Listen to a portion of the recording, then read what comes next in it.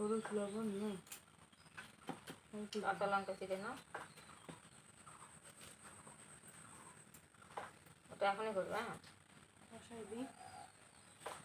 গরম গরম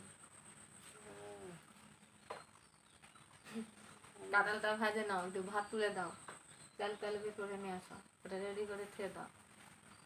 মাখায় দেখায় দিন এখন থাক, এখন নিচে থাও, এই করে তোরে থাও,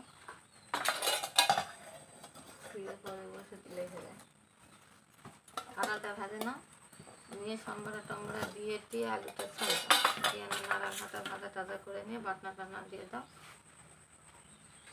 আলু ভাজে নিতে হবে না, দারুণ খাওয়া।